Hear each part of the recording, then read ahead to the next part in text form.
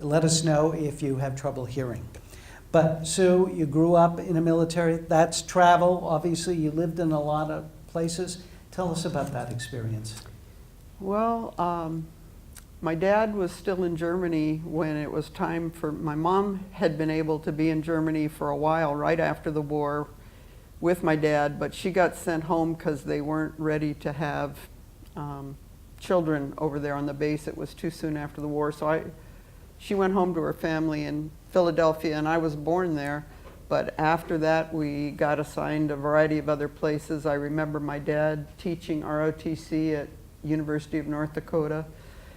And when we lived in Japan, that was sure a different culture, but I just have some like snapshot memories of festivals and some people, but I was too young, early elementary school, to have absorbed too much about the culture. From there, we lived in Florida at Patrick Air Force Base, which was the support base for Cape Canaveral, during a lot of those early flights, including the early manned flights. Did you have a sense of the excitement at that time? Well, the Cuban Missile Crisis, I'm sure, was pretty exciting in a different sense. It was. I remember in school, I don't think I'm making this up. I really think I remember they had us practice get under our desks as a precaution when the bomb was going to go off. Like that was going to help at all. So I do remember the guy that lived behind us on the base was the destruct officer. He had to hit the button if it went off course or whatever. And you could tell when certain workers changed shifts that it might be a good night to take your lawn chair out in the backyard and just stare into the sky. And we watched lots of launches. It was really exciting. We lived just 100 yards from the beach, just on the other side of the highway, and the Cape was shaped so that we could just sit there and watch the missiles go up. It was really exciting. And it was a big thrust for math and science education because we were behind the Russians and we had to get all our elementary kids and high school kids caught up in science for the space race. So there was a real, that was an early phase of that push towards STEM kind of things when I was in my high school, part of my high school there. I ended up at 3 different high schools. In Tennessee, though, when you were younger, you had an experience about what public schools were. Right. I had always gone to school on base, and there was always a mixture of ethnicities, and I just thought that's how it was. And the only civilian community we lived in when I was old enough to understand what was going on was Tullahoma, Tennessee, in the hills. My dad was he wasn't a warrior kind of military guy. He was a business manager. He was the comptroller. And he was some kind of business manager or comptroller for Arnold Engineering Test Center, where they tested jet engines in the wind tunnels. And they probably do that all on computer now and don't even have to put engines in tunnels and see what they do. But that was the civilian community we lived in for the middle of my high school years. And while we were there was the first year that black students started going to school with white students in that community. And it was a big deal in that community. So I was kind of there I felt kind of like Forrest Gump happening to be at these historical events by accident, but I got to witness that community go through that transition. The other thing I remember about the Tennessee time was it seemed like there was a church on every corner in this little town, and the community youth basketball league was organized through the churches. So every church had a boys team and a girls team.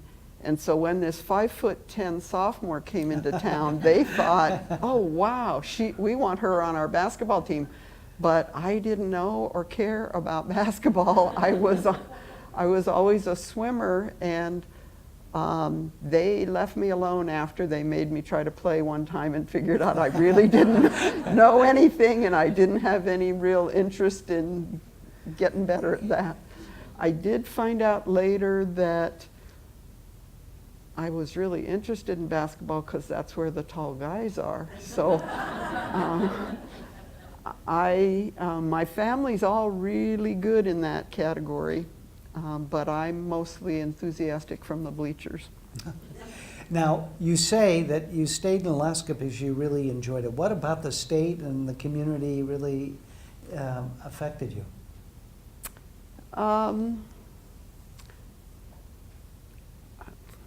Hard to say. It was really that tall red-headed math major that Gotcha. who was playing basketball, and the job after my sophomore year when I worked with the Native students from around the state. It just was so neat to learn stuff from people who grew up differently than I did, and it just felt really good. So what was the school like when you attended here? It was UA, not UAF. Okay. Yeah, okay, noted. And it was small, close-knit. I lived in Wickersham, real close squad of friends. I do remember watching TV. The girls were allowed to be in the downstairs TV lounge of the guys' dorm. And we'd watch TV news in Nerland and then walk over to the Commons for dinner. And every night there was the list of names of who died in Vietnam in the last 24 hours.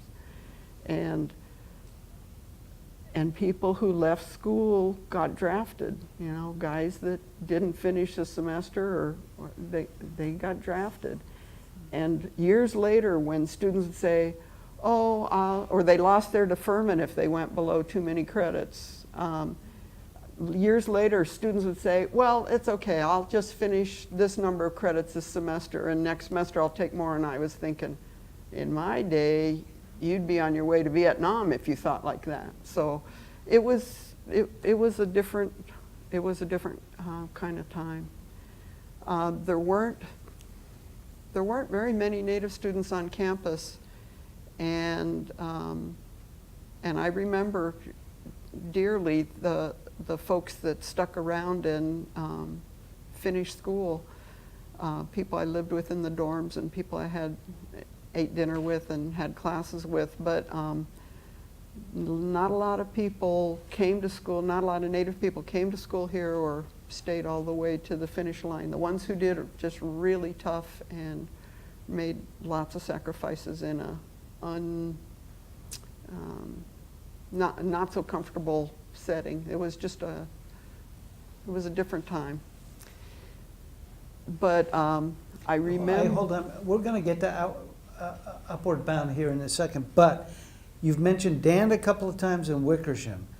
Now, okay. There's got to be a story for the first male to legally live in an all-women's dorm. So can you explain that? Well, he had graduated and we went commercial fishing that summer. He had signed a teaching contract to come back in the fall. I had been student dorm staff for a couple of years, and they decided to shift away from the policy of having mature single ladies as the dorm supervisor. And we weren't the only younger couple.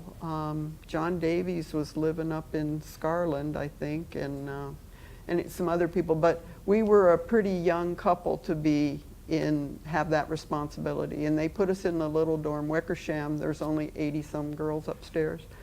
And there were definitely other men who had lived there before for extended periods. But he was the first one who had the approval of the housing office. Well, you know, if you can't, hopefully you won't compromise the reputation of alums here, but there's got to be some great stories associated being, you know, responsible at dorms.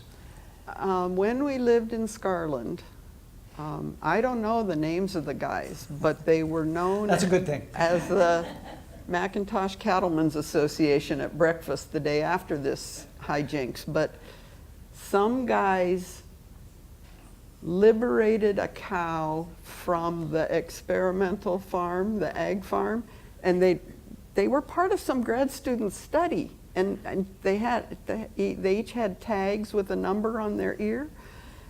They took that cow, ran her up the hill. Somebody opened the door and let them into Scarland. This is the middle of the night.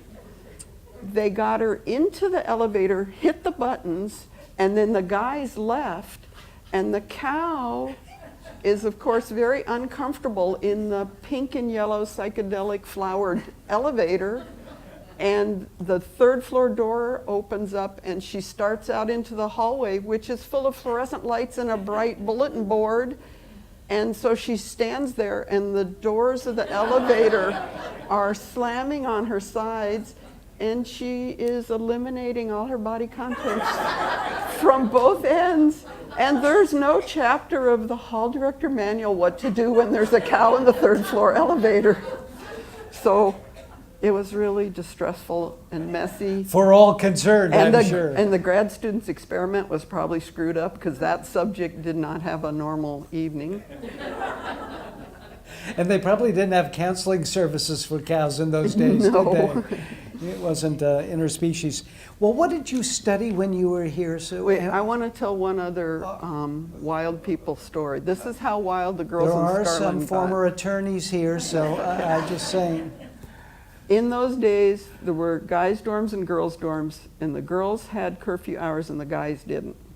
And for girls, it was 10:30 on weeknights, and midnight on Sunday, and 1:30 on Friday and Saturday.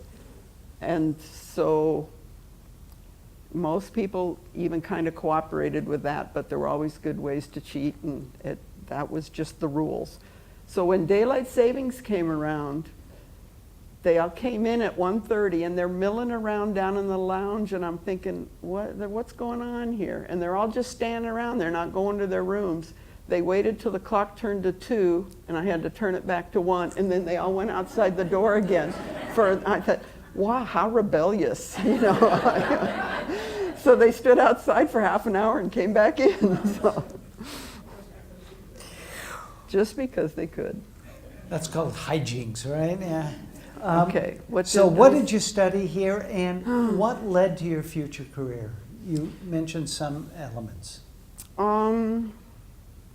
I was a psychology major, and I thought I was good at math, and I was okay, I guess, but I sure lost enthusiasm after my statistics class, and I decided I liked the people part of psychology better, and so I stuck with that. And I got working with students in the dorms as dorm staff. And then I got hired one summer. I was on the swimming team here, and the Girl Scout camp at Harding Lake needed a waterfront director. So they sent somebody down to swimming practice, and I said, yeah, I don't have a job, I'll apply for that. Well, wait a minute, that's the Harding Lake story. That was the one, I got hired there because Lou Haynes was the dean of students, and he was on the Girl Scout board of directors, and they said, what about this Sue Irwin? Should we hire her for waterfront director? He says, I don't know her at all. That's a good thing. She hasn't been in trouble enough to get my attention. Go ahead and hire her. So that's how I ended up spending the summer of the flood trying to talk girls into getting in the water, which nobody wanted to do because it rained every single day all summer. The next summer, I was working, I ended up working for Upward Bound. That was dorm staff job also. And that was when I got woven in with some amazing students that have gone on to do just incredibly neat things, just powerful, influential contributions to their communities. So that really felt like, gee, this has something to do with that major I declared, so maybe I like how this feels. So I worked on finishing off toward that goal. Now, you mentioned the flood. Do you have any memories from the flood? Except that I couldn't bribe people to get in the water or even get in a canoe. Yeah, the water came to them. The flood cut off, or the Salter River cut off the Richardson Highway. So when we thought we were supposed to be done with our last group of students for the summer, nobody could go back to Fairbanks because there wasn't a road. And even when there was a road, their parents were still evacuated, and there was no way to reunite the students with their parents or even know who got sent to where. And so we just stayed at camp. We just had a very extended damp camping experience. Any concerned about supplies or no? Oh, Yeah. over that.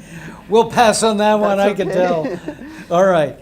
Well, now you talked about what were some, when the early days in your career, what were some of the challenges that rural and Native students faced when they came to experience college life?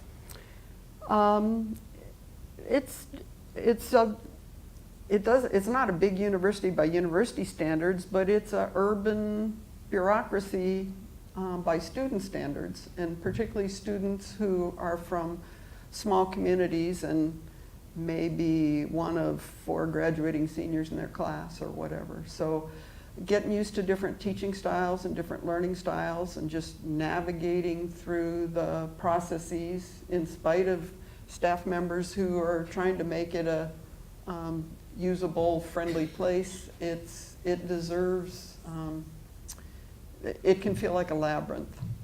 And while I was working in the dorms in the '69, a group of students, Native students on campus, put together enough ideas and suggestions that the state legislature passed a joint resolution directing University of Alaska to establish an orientation and support program for Native students on campus to try to address their needs.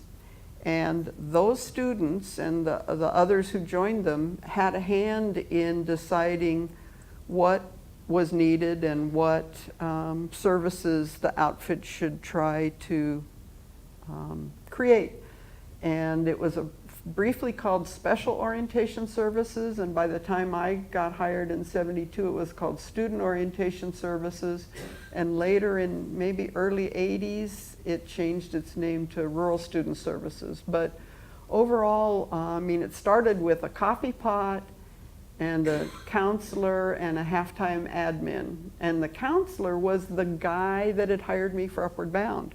So when, a few years later, when they got enough money and they had more than enough students and people were flocking toward the program, they could justify hiring an extra person, and he called me up and hired me on then. That's how I got involved in '72. But the idea was to help people find a way to recreate the network that mimics what worked well before in their home communities, some support, some reinforcement for purposeful hard work, and sticking it out and continuing to churn forward. So there were always tutors. There were usually older experienced students working as mentors for the younger students. We troubleshot different financial aid dilemmas. There's an impression among a lot of people that Native students get all their schooling paid for, and that's really, really not the truth. And it's a very intricate puzzle of lots of different pieces to try to glue together enough sources to pay for school. Back in our day too, just the registration and signing up for classes was, I didn't attend this one, but this is before computers. Yep. I mean, today we sign up online. In those days, you were lucky if you had a little punch card or Yep. something. And A slip talk a or a little bit punch about card? that, because it was pure chaos in the schools that I attended. It was pure chaos. You'd work out a class schedule. No Yeah. respect there. You'd send students down. At one point, they were going down to Patty Gym to get their classes. Later, we were in Wood Center. And you'd have this perfectly crafted schedule, and the student goes to get a card to guarantee a slot in each class, and one of them or two of them aren't available because they're already full. So you come back and you rebuild your puzzle. It was a challenge. It's always a challenge, but explaining to students why you need to take this before you take that, or what's fitting toward a requirement, or what's going to get you ready to kill this requirement, or whatever, that's all part of the explanation. And going through that kind of turmoil and troubleshooting helps build a relationship too. It's not just a signature, you're on your way, I'll see you in a semester.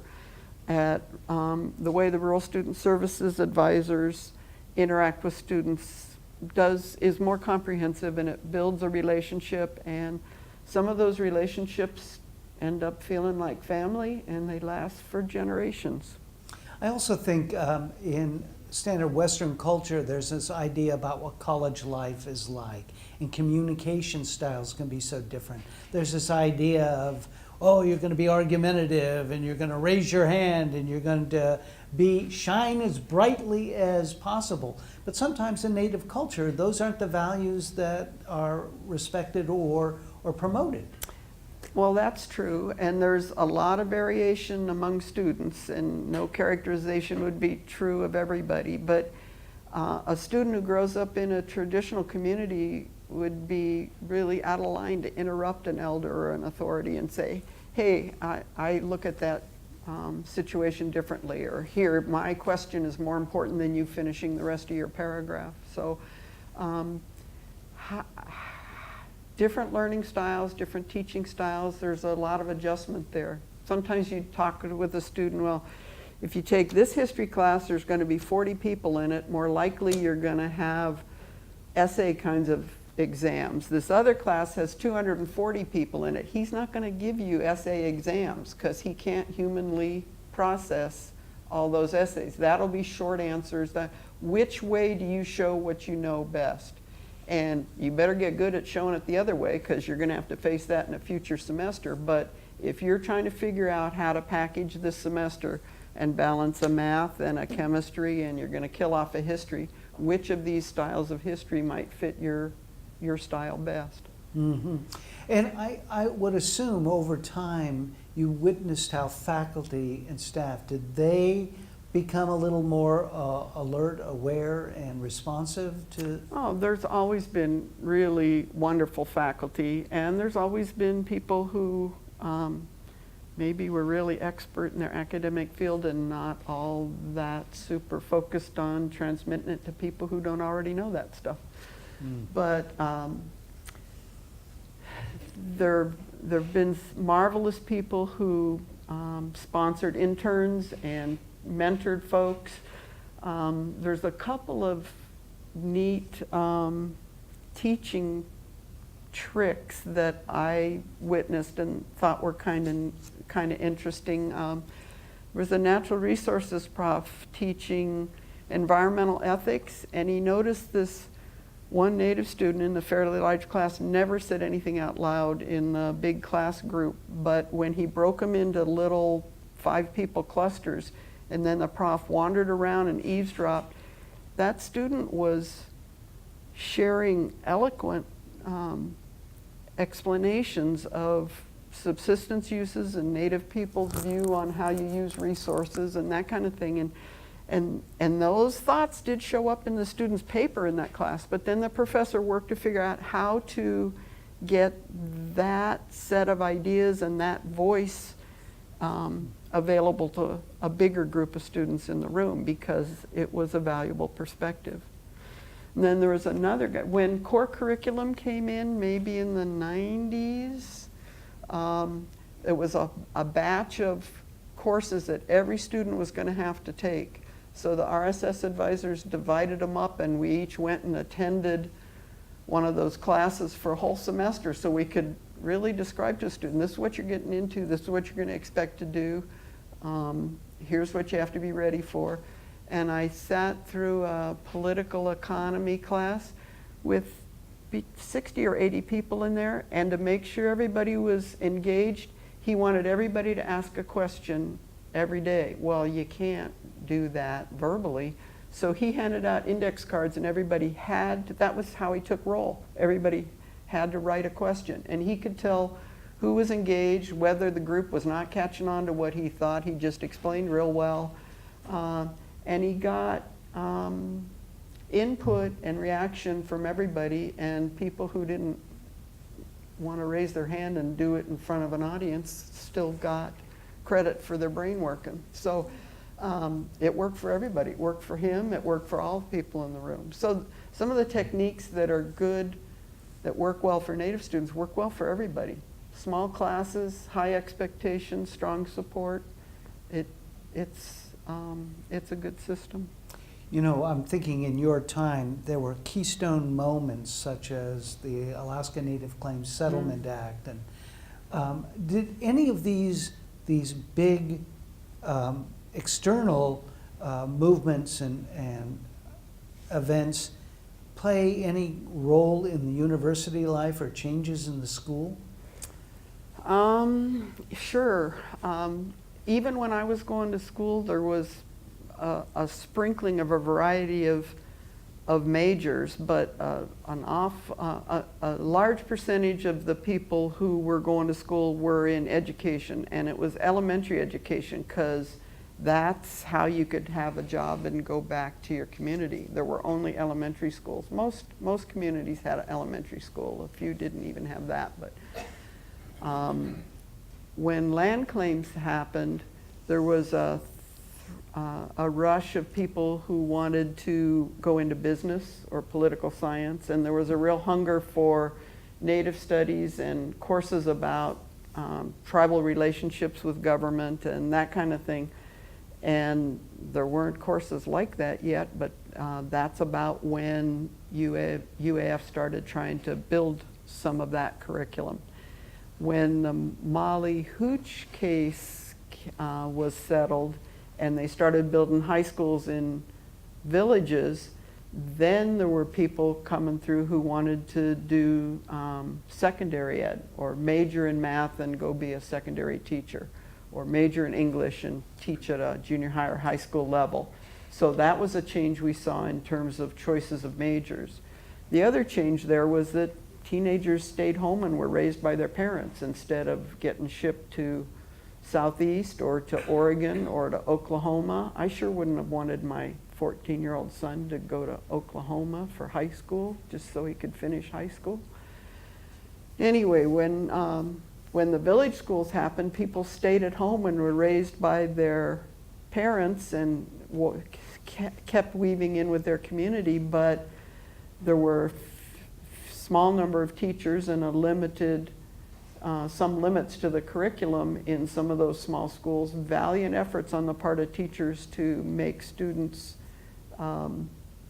be prepared, but it's very challenging to cover, to keep college-bound students really stretched and challenged in a tiny community like that, in a small curriculum. Mm-hmm.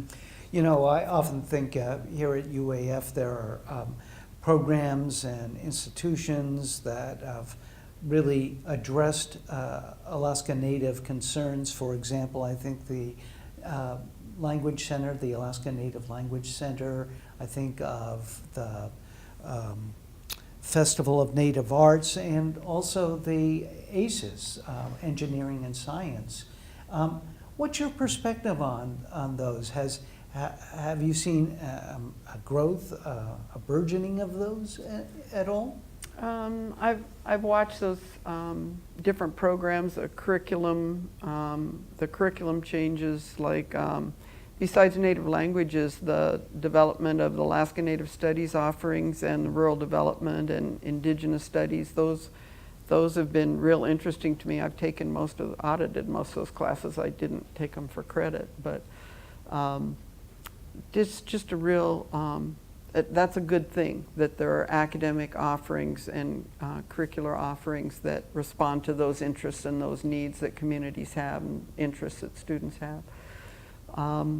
Festival of Native Arts, I think, is an awesome gift that students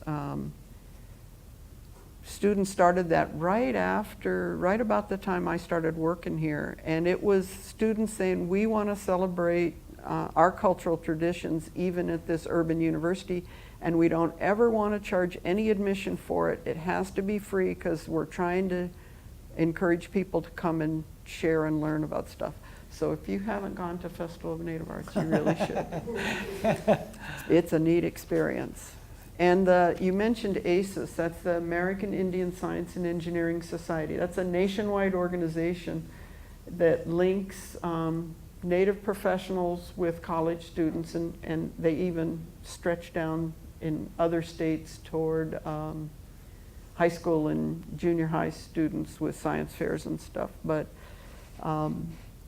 here on campus, it was started by three tough, neat people who agreed in public that they cared about science and math, and started a little cluster that's grown into a very successful and active organization that's characterized by older students helping younger students, and the number of students in sciences and engineering is hugely increased for a lot of reasons, because of the STEM push and because of money available to support students in those fields, biomedical and engineering. But it's a real need for our state, and I wouldn't want to work as hard as those people have to work to finish those majors, so I'm really proud of them. I think they're pretty tough.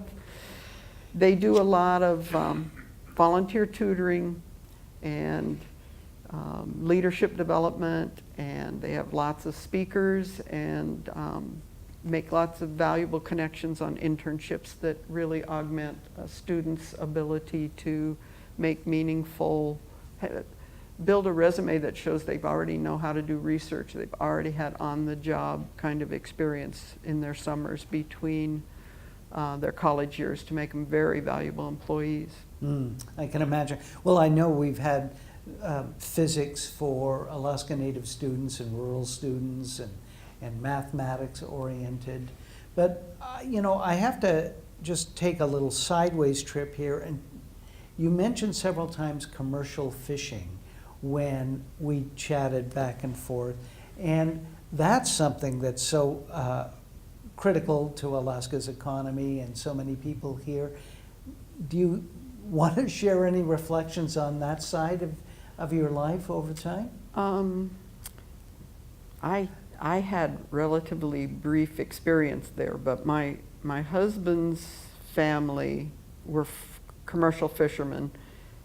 His dad was a logger in the woods in the winter and commercial fished in the summer, and when it was time, and Dan always fished with him, and when it was time for Dan to get ready to go to college, his dad bequeathed, I guess, his fishing boat to Dan and bought himself a nice fiberglass boat that wasn't going to sink. Dan got the wooden boat that if you caught too many fish, it was low enough in the water that now you've got to worry about getting back to the harbor. But Dan made enough money those summers to pay for school, and then he'd buy a $100 jalopy to drive back to Haines in May to start fishing again. And there were, the first summer after we got married, I fished with him, and I really enjoyed it. It's really hard work. Yeah. It's really hard work. We were in Lynn Canal, and it can be real windy and stormy, and sometimes the fish are best then, but it's also the worst time to have a leaky boat. So it was exciting Note times. to self, Yeah. don't have leaky boat when going. Yes, and he said, I have a teaching contract. Let's get out of this business and we'll go to Fairbanks and I'll teach math. It feels a lot safer. Well, it's so striking that so many members of your family, Dan and your your son and have been teachers and education, and you've been in this job. You exercised your skills towards this end for more than 3.5 decades, Sue.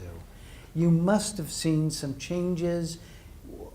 What did you experience in that time, or were you ever bored? I mean, so much of people who work these days jump from job to job to job. Yeah, I was never bored.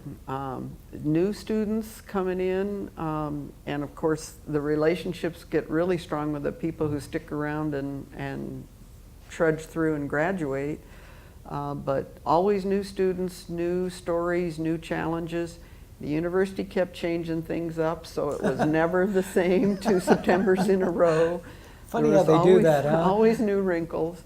But it never got bored.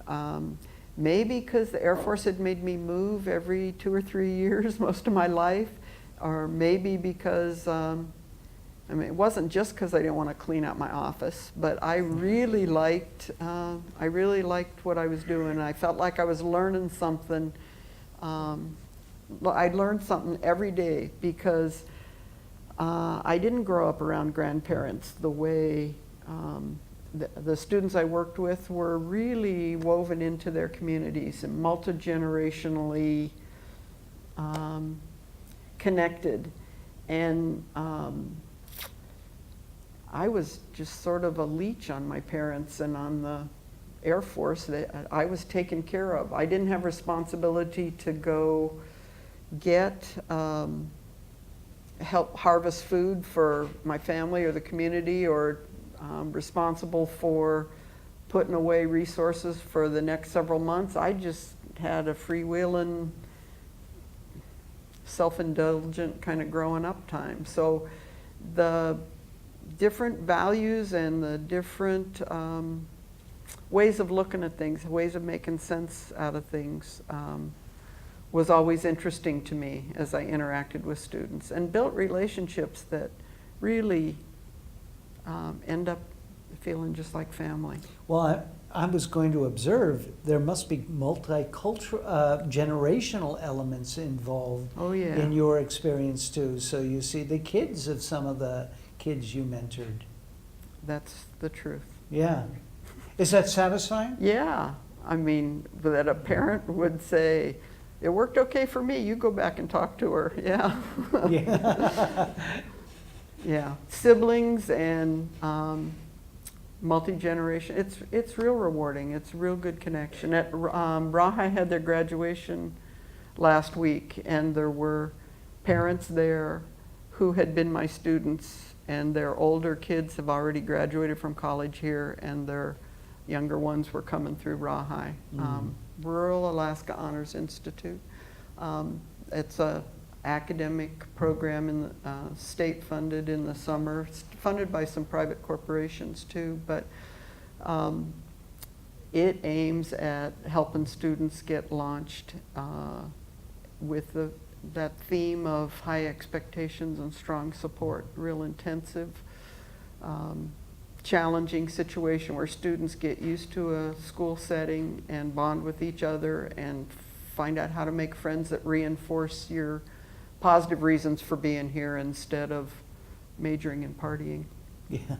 Well, you know, hearing you talk, and we've chatted about this before, is that the military has its own culture.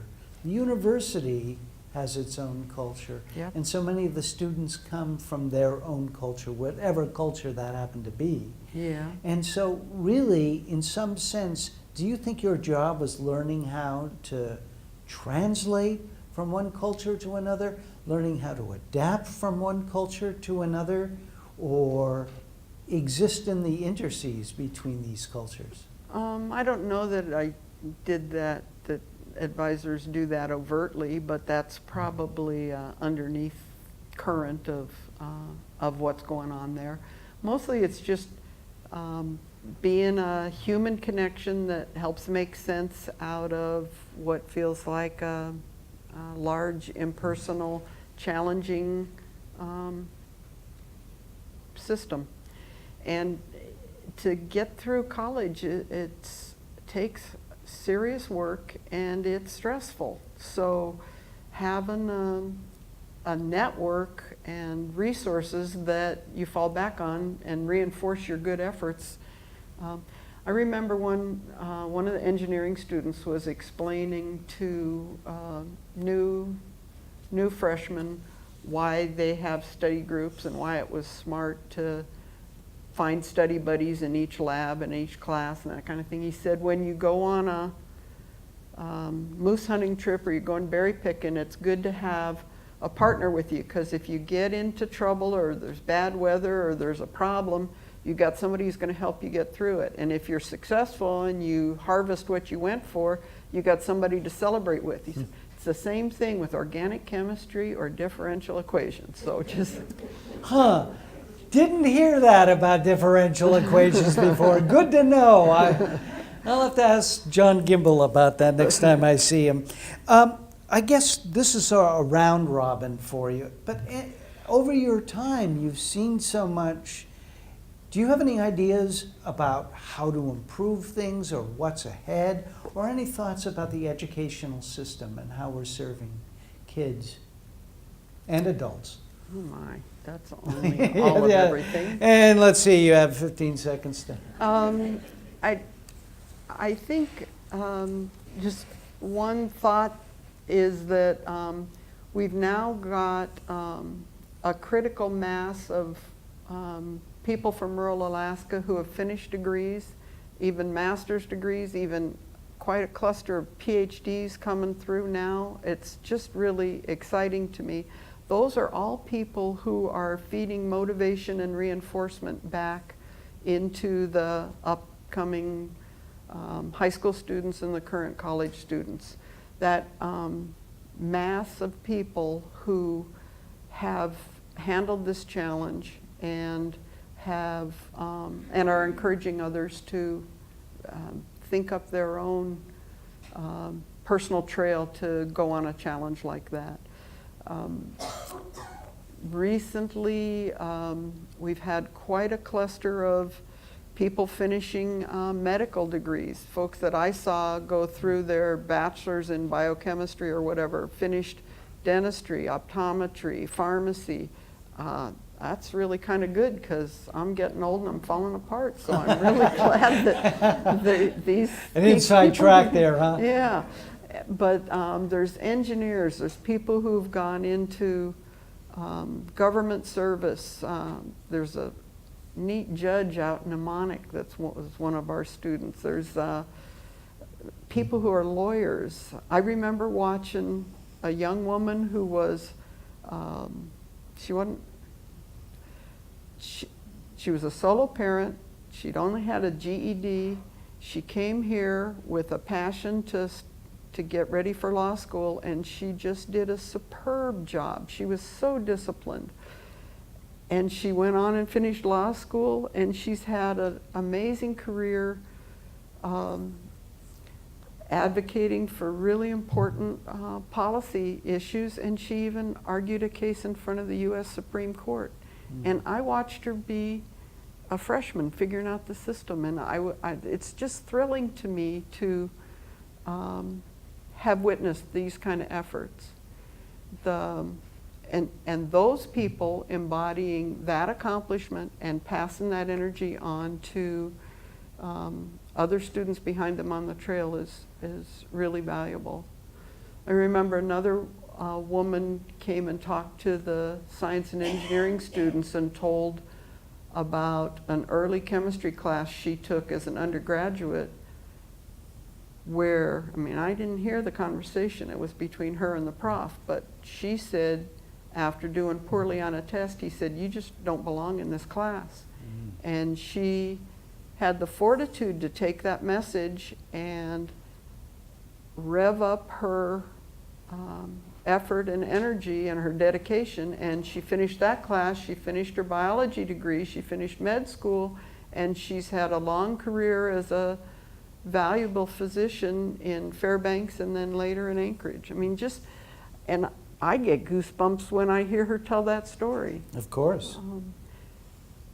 There have been so many inspiring examples of tough people, bright people, working hard and persisting through challenges and sacrificing their role in their community where they would be providing for their family or helping out their grandparents or involved in the community's whaling or whatever, and they're putting that on temporary hold in order to come churn away at a degree with the goal to eventually either get back into those communities, or it's really tough for like engineer people to end up being able to work in a village, but lots of folks seem to work in hub cities or in organizations that do connect back to services to rural Alaska. That's so valuable. I often think how instructive it was for me the first time I visited villages and experienced that lifestyle. It's so remarkably different than my urban upbringing. And I almost wish more people who live in the cities of Alaska had an opportunity to go out into bush Alaska and experience some of that, because it's certainly an eye-opening and really remarkable experience. Very instructive, yeah. Yeah. I've done a bit of travel. I haven't spent long periods of time in villages, but I've soaked as much as I can from people I've interacted with. And when I think about how I'm going to vote on certain issues, or if I hear discussions of issues or problems or trends, I think of it in terms of individuals or families or communities. It's not like a political or philosophical discussion for me. It's because I relate to individuals who've been touched by all these different kinds of issues we need to make decisions about in our state.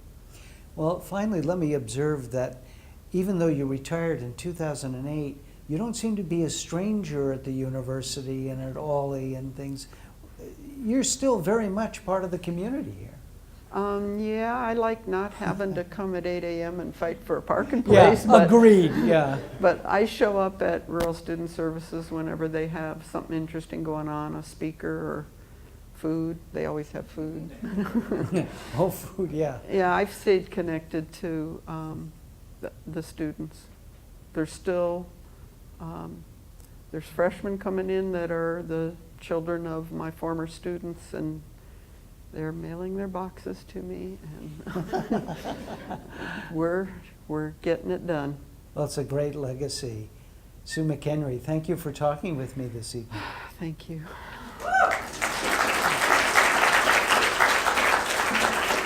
I don't even know. Don't put that down, because we have a few minutes left. Does anybody from the audience have questions or have stories? I see a gentleman in the back there. Hi, Sue. You've been involved with athletics personally through your swimming and then with your family through basketball. So to what extent has that played a role in your talking with advisors who might be trying to balance athletics with academics? So the question has to do with your experience in athletics, swimming and whatnot, and how it influenced your work. Well, going to college is hard work and it's stressful. So being involved in something that you're passionate about really makes sense. And sports works that job for lots of students. There's other diversions as well, but man, it sure is therapeutic for me to go to ball games and yell at refs and yell for the people I care about, and people connection. It's just a good energy release, and I hope that's what you were kind of getting at, Ron. Actually, part of my question was there a significant fraction of your advisors who were involved with playing for UAF on the team plus trying to balance the academic life? I didn't know whether that was. Oh, were some of your people that you counseled balancing sports and academics? Yeah, I guess there were some over the years, not just basketball. There were people in a variety of sports, but The other thing that comes to mind, if you're going to say that, is that there was a trail. Rural Student Services' target group is rural and native students, but anybody who comes through the door is welcome. And we had a lot of basketball players come through the door because The food. The food. When my son was on the team, he'd bring his teammates. My husband would send his students. We had anybody who comes through the door is welcome. So a young lady from Tutuliak may say, my roommate doesn't know which biology class to take. Can she come talk to you? We'd say, sure. And then she'd say, but she's from New Jersey. I'd say, well, that's okay. Any other questions? Well, again, oh, You know, what, if anything, would you do differently, or what advice would you give to people starting out where you started out? what advice would you give someone who's starting your career now? I do that all the time, whether they want to hear it or not.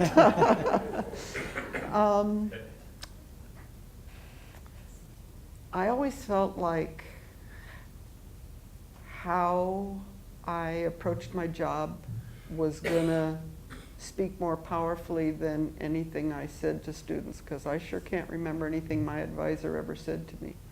So I just tried to always be there and never miss a day and be busy and productive all day long and transmit that expectation to the students. And it made me feel like I was doing something toward worthwhile. And if students picked up on that, they would know that that was my expectation of them as well. Well, once again, Sue McHenry, thank you. Thanks.